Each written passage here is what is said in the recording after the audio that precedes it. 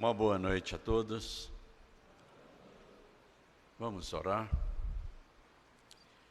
Altíssimo Deus, nosso Pai, graças te rendemos por nos reunires na Tua presença, no Teu santuário. Te louvamos pela vida, pela existência de cada pessoa aqui presente, pela fé daqueles que já creem, e te rogamos que Tu estendas a Tua salvação sobre aqueles que ainda não te conhecem. Perdoa, Pai, os nossos pecados. Toma-nos agora pelas Tuas mãos e conduze-nos na leitura, meditação, pregação da Tua palavra, de tal maneira que o Teu Espírito Santo abra o nosso entendimento, a nossa compreensão, para que possamos, ó Pai, compreender a Tua vontade, a Tua verdade, e que sejamos, Pai, transformados, edificados, santificados, consolados, fortalecidos pela Tua palavra, segundo a necessidade de cada um de nós, segundo a Tua vontade para as nossas vidas e conforme a riqueza da Tua glória. Abre-nos, pois, Pai, os Teus céus e derrama sobre nós bênçãos sem medida. Nós oramos em nome de Jesus. Amém. Irmãos, nós vamos reler a passagem que nós lemos no culto matutino, que está na primeira carta de Paulo aos Coríntios, capítulo 15, de 1 a 19.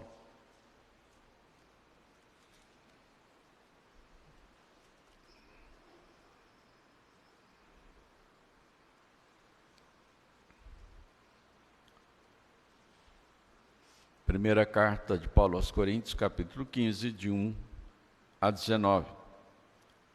A passagem diz assim: Irmãos, venho lembrar-vos o evangelho que vos anunciei, o qual recebestes e no qual ainda perseverais. Por ele também sois salvos, se retiverdes a palavra tal como vô-la preguei, a menos que tenhais crido em vão.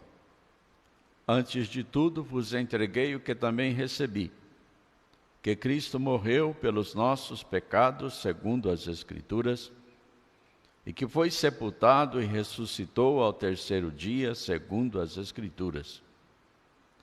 E apareceu a Cefas e depois aos 12.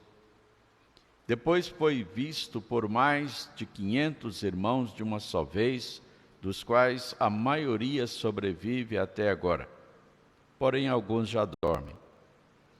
Depois foi visto por Tiago, mais tarde por todos os apóstolos e, afinal, depois de todos, foi visto também por mim, como por um nascido fora de tempo. Porque eu sou o menor dos apóstolos, que mesmo não sou digno de ser chamado apóstolo, pois persegui a igreja de Deus. Mas pela graça de Deus sou o que sou. E a sua graça que me foi concedida não se tornou vã. Antes trabalhei muito mais do que todos eles. Todavia, não eu, mas a graça de Deus comigo. Portanto, seja eu, ou sejam eles, assim pregamos e assim crestes. Ora, se é corrente pregar-se que Cristo ressuscitou dentre os mortos, como, pois, afirmam alguns dentre vós que não há ressurreição de mortos? E se não há ressurreição de mortos, então Cristo não ressuscitou.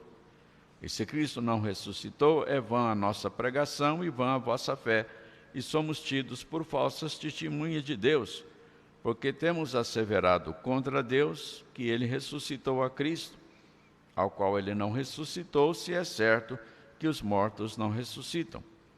Porque se os mortos não ressuscitam, também Cristo não ressuscitou. E se Cristo não ressuscitou, é vã a vossa fé, e ainda permaneceis nos vossos pecados. E ainda mais, os que dormiram em Cristo pereceram. Se a nossa esperança em Cristo se limita apenas a esta vida, somos os mais infelizes de todos os homens. Amém.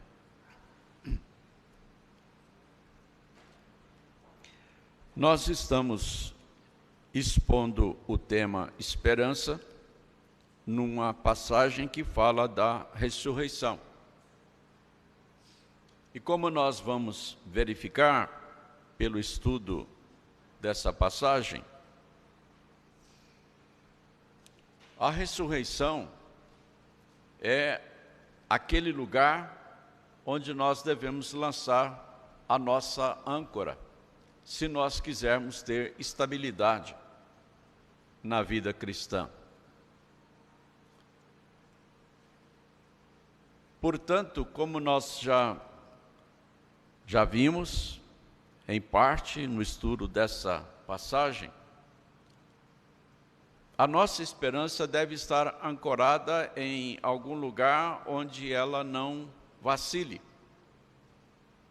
onde ela esteja bem firmada, de tal maneira que nós possamos suportar todas as adversidades e todas as tentações, sem fracassarmos na fé.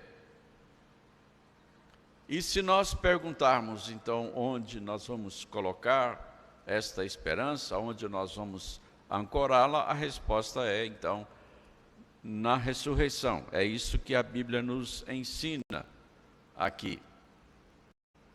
Agora, por que é que então a ressurreição é a nossa rocha, é o lugar ideal para nós colocarmos a nossa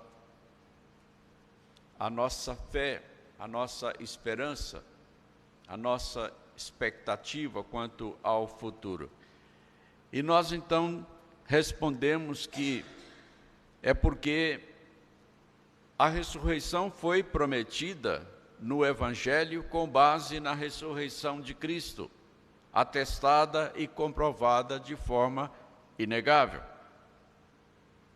Também porque, se não há ressurreição dos mortos, então Cristo não ressuscitou, e se Cristo não ressuscitou, são vãs a pregação, a fé e a esperança. É claro. E interessante que o apóstolo Paulo usa aqui uma expressão bastante radical com relação ao testemunho da ressurreição, porque ele afirma que na pregação do Evangelho, ele e os demais apóstolos têm asseverado contra Deus que Cristo ressuscitou. Como assim contra Deus? Deus é contra a ressurreição? A verdade de Deus é contra a ressurreição? Não. Com essa expressão contra Deus, ele está dizendo que toma Deus por testemunha da ressurreição. Eles têm asseverado, com base na palavra de Deus, que Cristo ressuscitou. E é isso que é o Evangelho. Também nós respondemos que a nossa esperança deve estar ancorada na ressurreição, porque Cristo de fato ressuscitou. Então, a partir do versículo 20, o apóstolo Paulo, ele vai demonstrar essa verdade e vai então falar a respeito do modo dessa ressurreição e do tempo dessa ressurreição e da natureza dessa ressurreição. Também nós falamos que a nossa confiança, a nossa esperança deve estar ancorada na ressurreição, porque, tendo Cristo ressuscitado, nós também ressuscitaremos. Ele é as primícias da ressurreição dos mortos.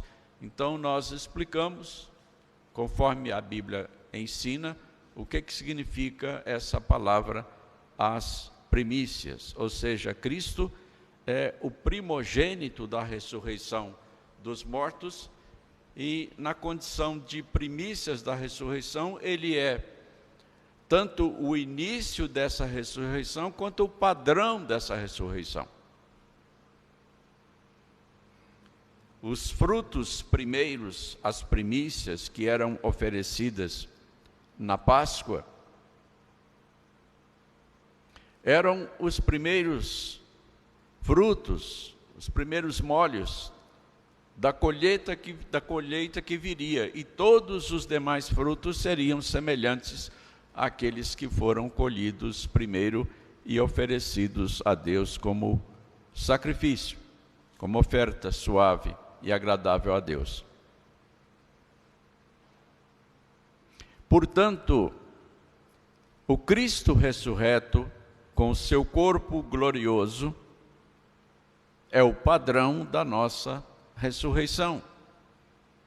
E necessariamente, por causa da sua ressurreição, nós também seremos ressuscitados, porque ele abriu a ressurreição dos mortos. Mas como assim? Antes de Cristo, pessoas não ressuscitaram? Pessoas não ressuscitaram enquanto Cristo estava na terra? Sim, mas todas elas voltaram a morrer. O único que ressuscitou de forma definitiva e gloriosa foi Cristo. Então ele é o primogênito entre os mortos. E como primícia, ele tem o poder de nos ressuscitar para estarmos com ele. E esse é um compromisso de Deus. O nome de Deus, a honra de Deus está empenhada na ressurreição dos mortos. Assim como Cristo ressuscitou, nós também, então, ressuscitaremos. E nós lemos a passagem de Filipenses, capítulo 3, versículos 20 e 21, onde diz que Cristo, ele virá do céu para transformar o nosso corpo de humilhação para ser igual ao corpo da sua glória.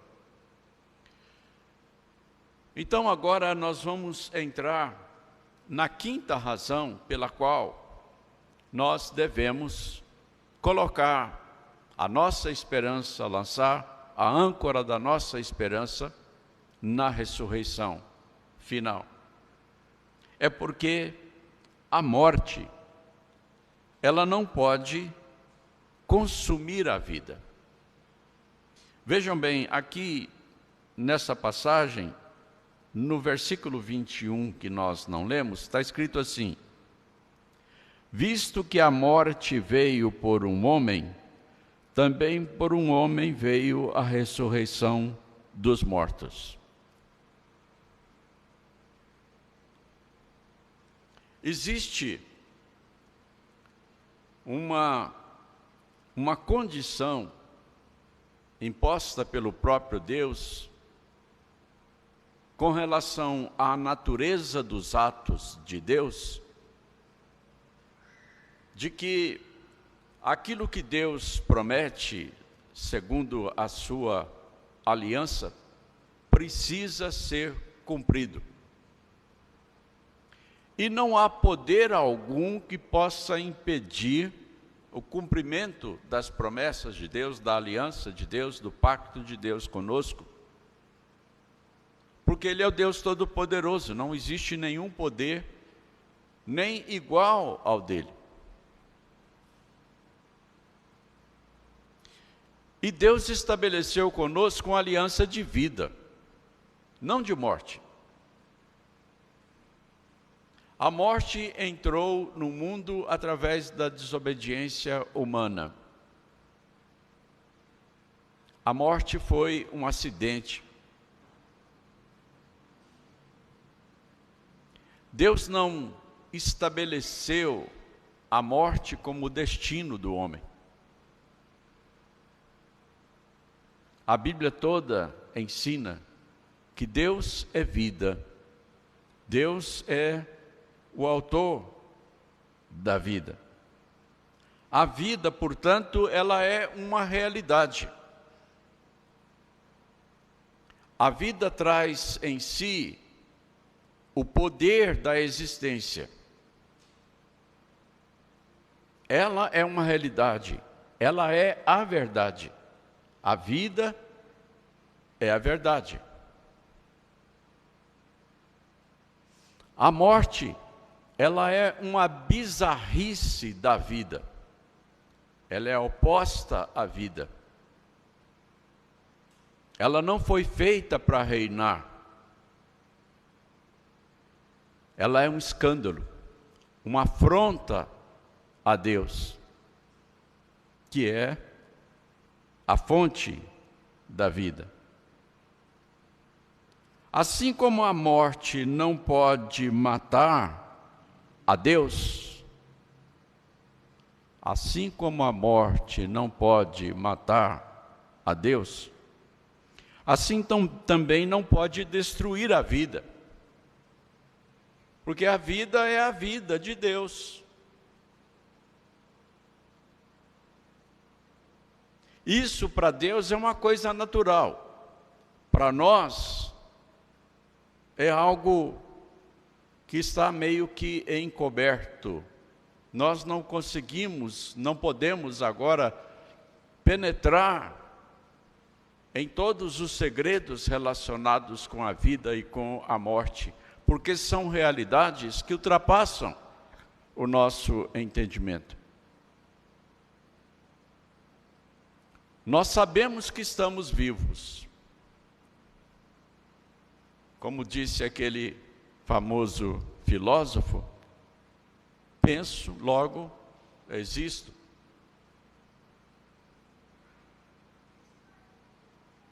A vida sempre foi uma incógnita para todas as pessoas, assim como a morte. Uma coisa que não dá para alcançar inteiramente pela nossa capacidade de raciocínio. São realidades que existem, nós vemos os seus efeitos, sentimos os seus efeitos, somos subjugados pelos efeitos tanto da vida quanto da morte. Temos dentro de nós a pertinácia, a teimosia de viver, e alguns chamam isso de instinto. Há pessoas que lutam de forma sobrenatural para manter a vida. Porque a vida foi dada por Deus para ser eterna.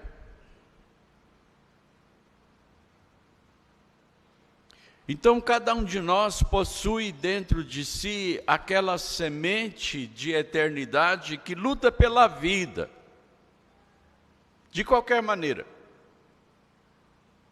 A Bíblia nos diz que Deus colocou a eternidade no coração do homem. Colocou lá.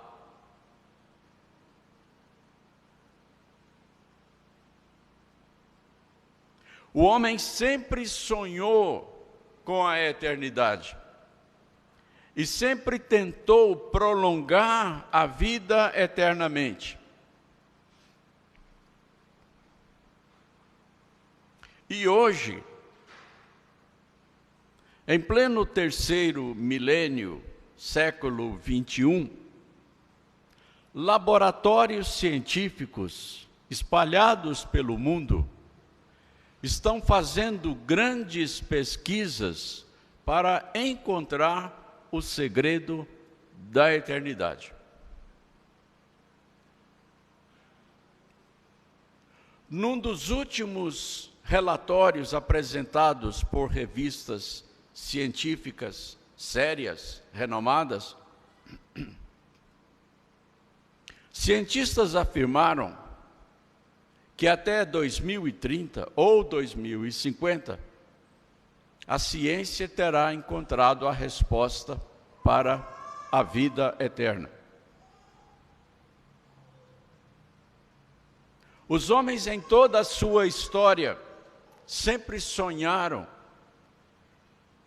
com a eternidade e há relatos na história de expedições científicas que estiveram presentes em vários lugares procurando uma coisa chamada fonte da juventude, em que as pessoas poderiam renovar a sua vida, a sua juventude, indefinidamente.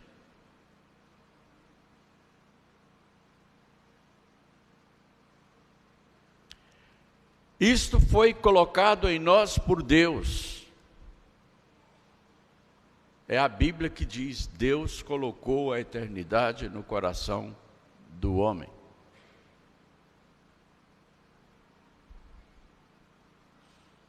Mas o ser humano, ele está achando que atingiu sabedoria suficiente para encontrar essa eternidade por sua própria conta.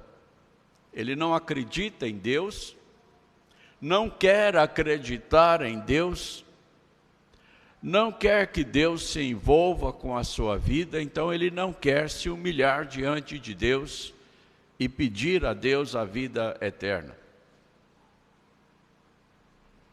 Ele quer descobrir o segredo da vida eterna. E está prometendo descobrir isso dentro de um determinado tempo.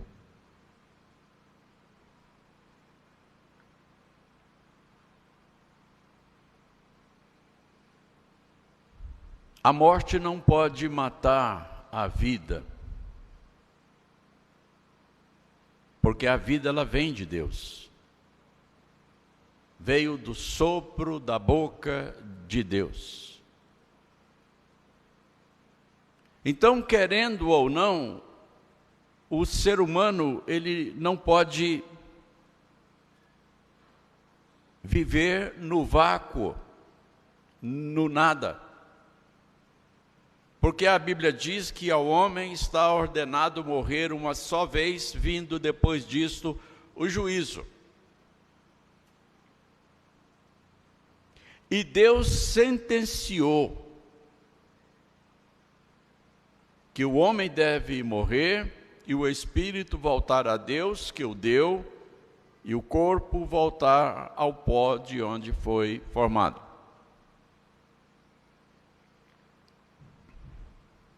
Mas a vida não termina com a morte, porque a morte não pode matar a vida, então a morte não tem a capacidade de impedir a ressurreição, porque a ressurreição já está estabelecida.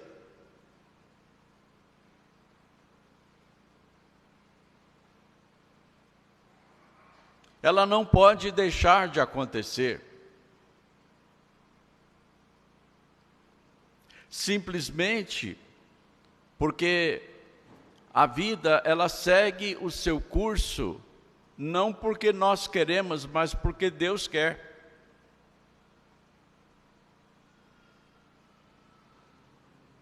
Nós acabamos de ler que o homem escolhe o seu caminho, mas é Deus quem estabelece o seu rumo.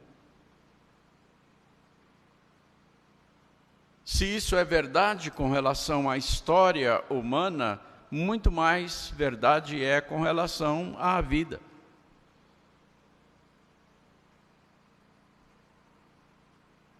A vida do homem é a vida que veio de Deus. Daí a ressurreição é a mais real e natural de todas as sínteses.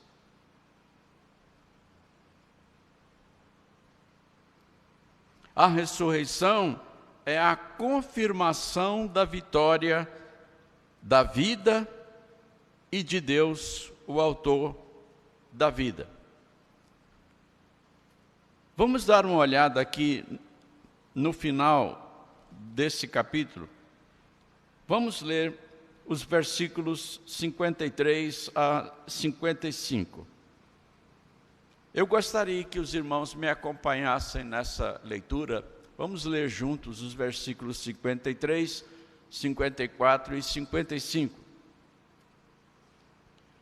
Porque é necessário que este corpo corruptível se revista da incorruptibilidade e que o corpo mortal se revista da imortalidade.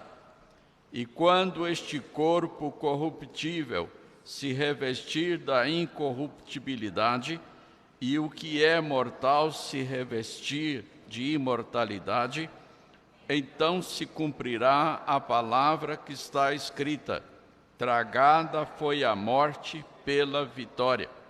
Onde está, ó morte, a tua vitória? Onde está, ó morte, o teu aguilhão? Agora prestem bastante atenção numa expressão da mais alta importância, que ocorre mais de uma vez nessa leitura que nós fizemos. Versículos 53 começa assim: porque é necessário. É necessário. Não pode deixar de acontecer. E é Deus quem vai garantir que isso aconteça. Porque é necessário que este corpo corruptível se revista da incorruptibilidade. É a vitória da ressurreição. Este corpo agora, ele é corruptível. Ele envelhece, ele adoece e ele morre. Nenhum de nós gostaria que esse processo se cumprisse. E tem muita gente lutando contra esse processo, através de tratamentos, de medicamentos, de cirurgias. Todos nós sabemos disso.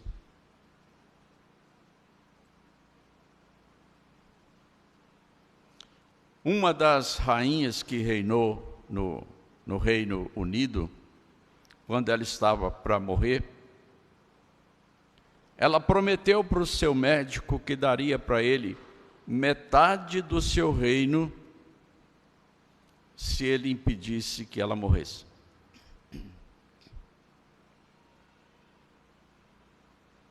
O médico perdeu metade do reino. Não adianta lutar contra uma coisa que Deus estabeleceu como necessidade. É necessário que este corpo corruptível se revista da incorruptibilidade, porque este corpo corruptível não pode resistir à corrupção, a não ser que Deus queira.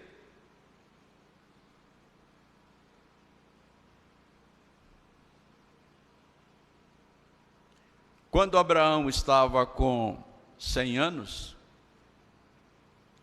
e Sara com 90, eles tiveram um filho,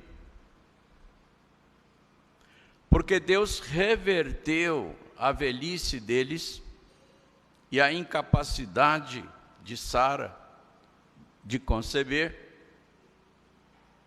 Deus os rejuvenesceu para que eles tivessem aquele filho da promessa. Tanto isso é verdade que depois do rejuvenescimento, Abraão viveu ainda 75 anos e teve vários outros filhos de um outro casamento.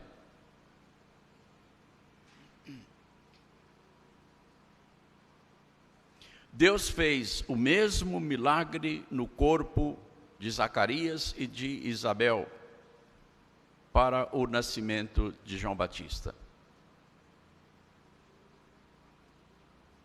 Deus fez esse milagre no corpo de um general sírio chamado Naamã, que estava coberto de lepra.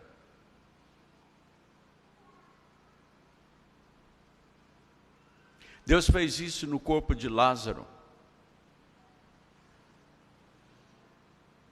que estava já em estado de putrefação dentro do túmulo. Então, se Deus quiser, o corpo corruptível pode ser renovado, mas ele vai morrer um dia.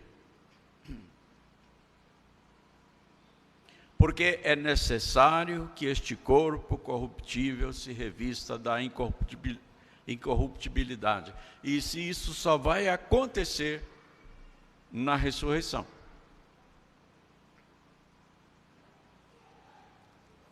Porque na ressurreição, aquele que é mortal vai se revestir da imortalidade. Aí sim,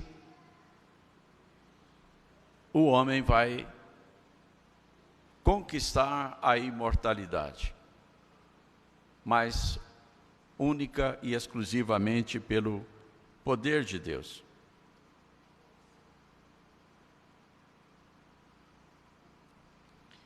E aí no versículo 54 diz assim: e quando isto acontecer, ou seja, quando este corpo corruptível se revestir da incorruptibilidade.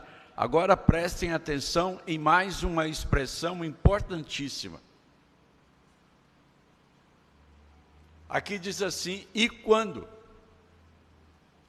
Não fala e se.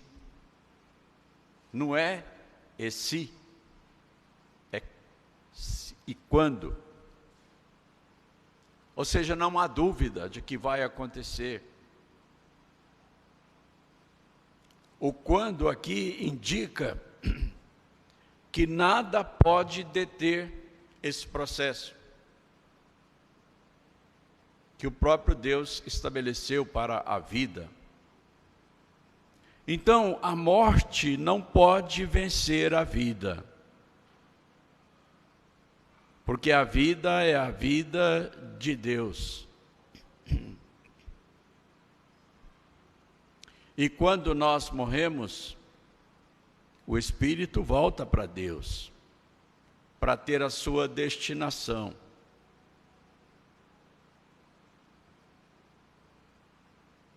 E a Bíblia nos ensina claramente, e foi o próprio Jesus Cristo que ensinou, que quando esse espírito volta para Deus e tem a sua destinação, no lugar onde esse espírito vai estar, ele vai estar consciente da vida. A consciência faz parte da identidade. A identidade não morre. A identidade faz parte da vida. A consciência faz parte da identidade. Esse espírito, ele também vai estar de posse da sua faculdade de memória, porque a memória faz parte da identidade. Esse espírito vai estar de posse da aparência, porque a aparência faz parte da identidade.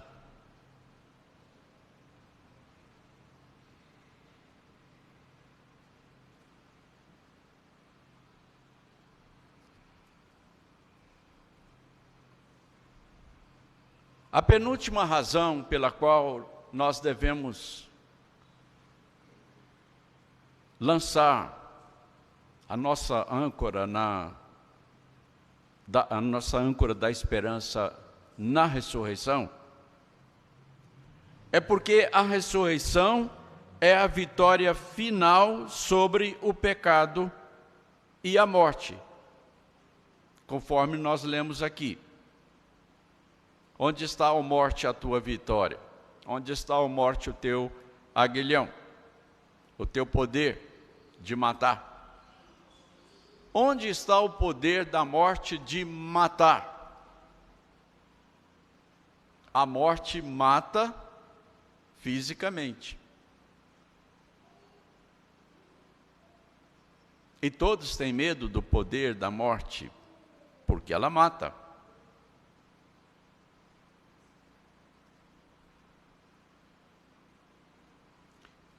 A Bíblia diz assim: visto, pois, que os filhos têm participação comum de carne e sangue, destes também ele, Jesus Cristo, igualmente participou, para que por sua morte destruísse aquele que tem o poder da morte, a saber, o diabo. Jesus Cristo, o autor da vida, ele veio da parte de Deus para nos trazer a vida eterna.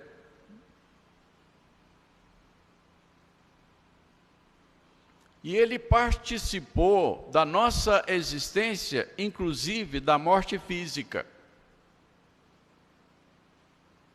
para que através da ressurreição ele vencesse o nosso maior inimigo, que é a morte, e que é controlada pelo diabo.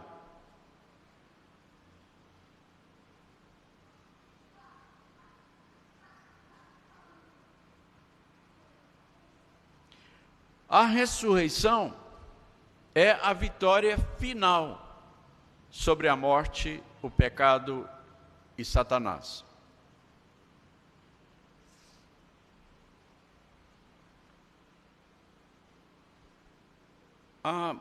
A maneira mais simples que a gente pode definir morte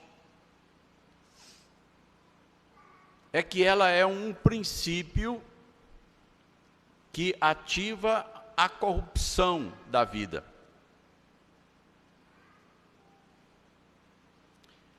Esse princípio ele foi ativado lá na queda, lá no Jardim do Éden, quando o homem e a mulher pecaram.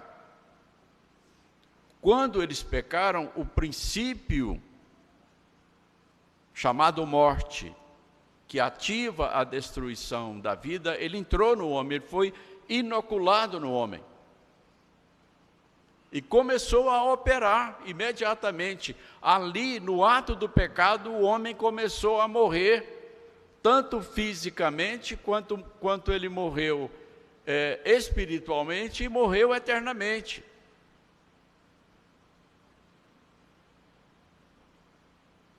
Ele não caiu fulminado instantaneamente no ato do pecado, mas ele começou a morrer ali. A corrupção foi inoculada ali. É esse princípio de corrupção que nós chamamos de morte. E é por isso que está dizendo aqui que a ressurreição vai acabar com a corruptibilidade.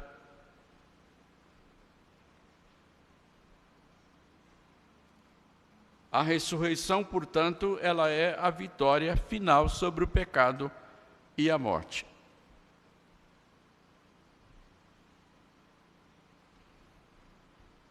E para encerrar,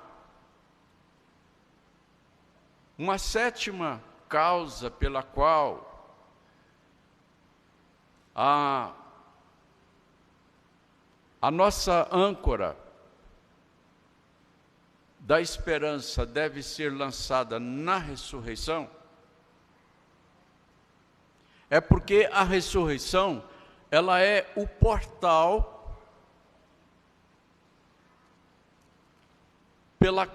pelo qual nós precisamos passar para a nossa glorificação final.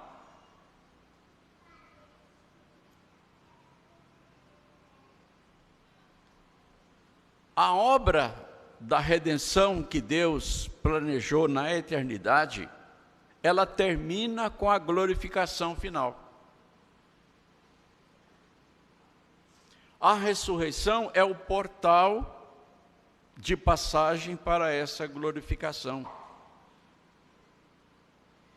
Então, a ressurreição precisa necessariamente acontecer, porque é da vontade de Deus, e Ele planejou isso, e Ele vai realizar isso, porque não há poder que possa impedir que Deus realize a sua vontade. É o que a Bíblia nos ensina.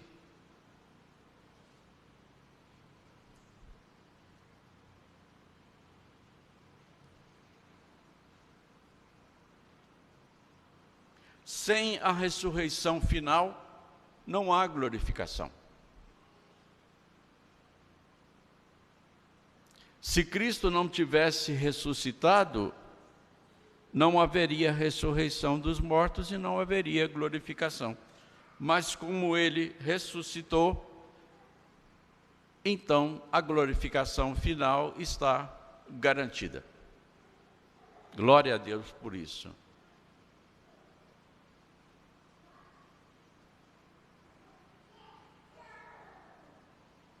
Por tudo isso e muito mais, a nossa esperança deve estar ancorada na ressurreição final. É a nossa realização eterna. É o cumprimento final da promessa de Deus, da aliança de Deus, do decreto de Deus, da vontade de Deus, que não pode ser impedida, resistida definitivamente. Os homens até tentam resistir à vontade de Deus.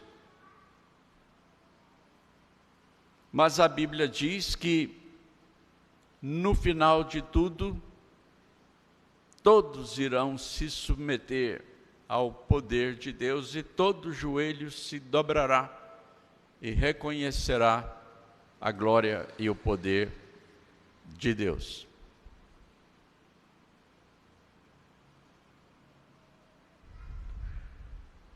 Então, irmãos, agora nós sabemos por que é que a nossa esperança deve estar ancorada na ressurreição. E por que é que o apóstolo Paulo disse que se a nossa esperança em Cristo se limita apenas a esta vida, somos os mais infelizes de todos os homens.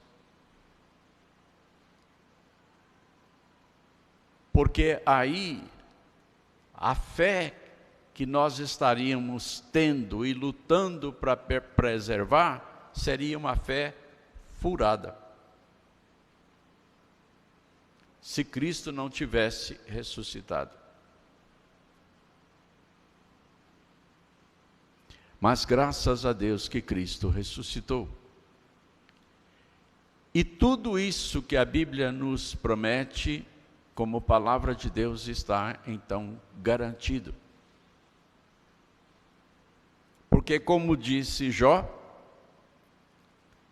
tu podes todas as coisas, ele dizendo para Deus, e nenhum dos teus planos pode ser frustrado. Nenhum. Quem pode frustrar os planos de Deus?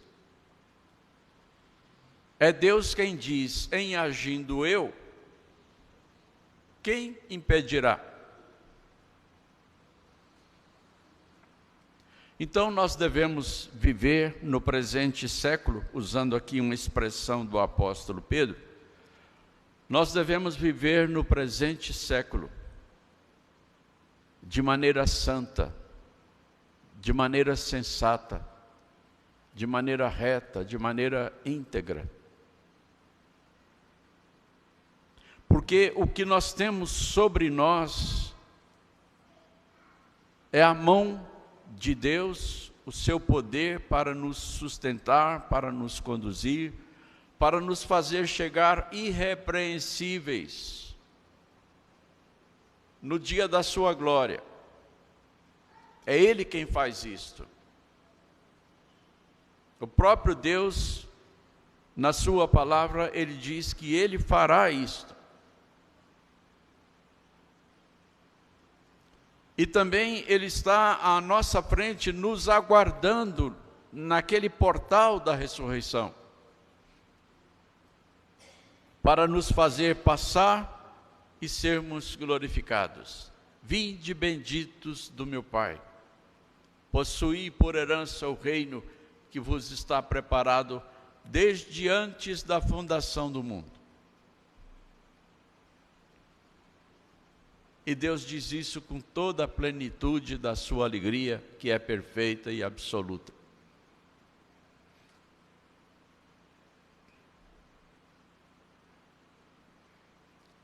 Deus é digno de que nós vivamos para o seu inteiro agrado. Porque tudo Ele fez por nós, tudo provém de Deus que nos reconciliou consigo mesmo, mediante Jesus Cristo, nosso Senhor. Devemos, portanto, adorar a Deus em espírito e em verdade, em todo o tempo, em todo o curso do nosso viver diário, lembrando que a vida que nos sustenta, que nos movimenta, que nos dinamiza, é a vida de Deus. E que o Espírito Santo que habita em nós nos dá testemunho de que somos filhos de Deus. O Espírito Santo nos une em comunhão com Deus, uma comunhão orgânica pela qual nós recebemos vida eterna de Deus. Não apenas a vida física,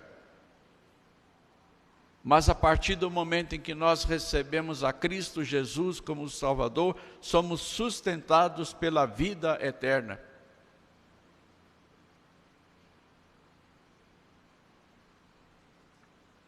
Que é a vida de Deus.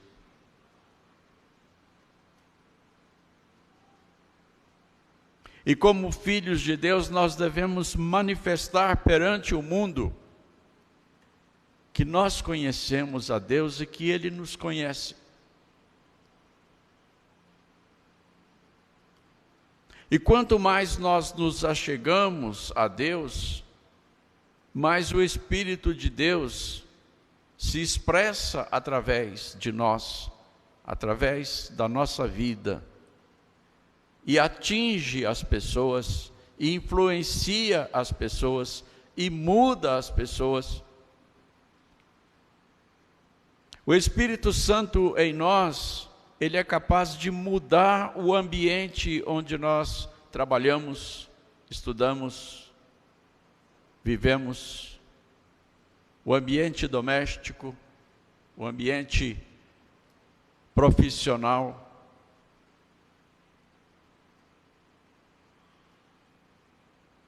Deus habita em nós, irmãos. Essa é uma realidade. Nós temos em nós a vida eterna. E nós não podemos conter essa vida, ela se derrama através de nós. Na nossa maneira de viver.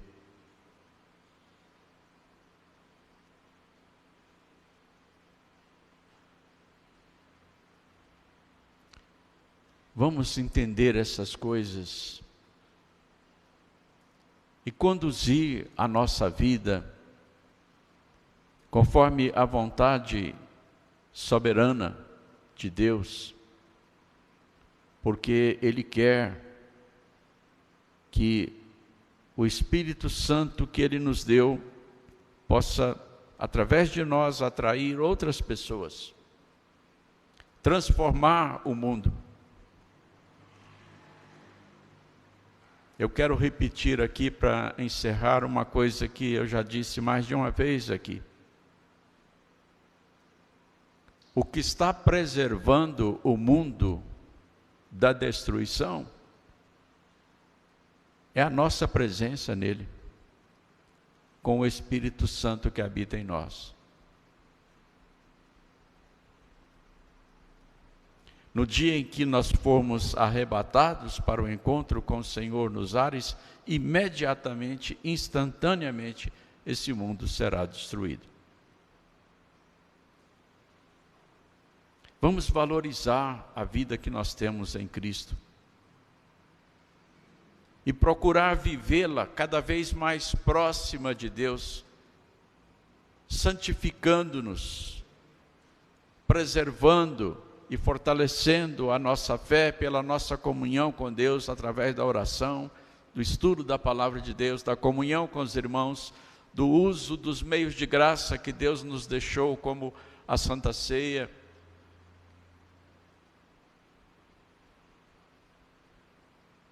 Que Deus nos abençoe e faça com que o Espírito Santo dele nos impulsione nesta hora, nos estimule à santidade e à vida de Deus. Amém.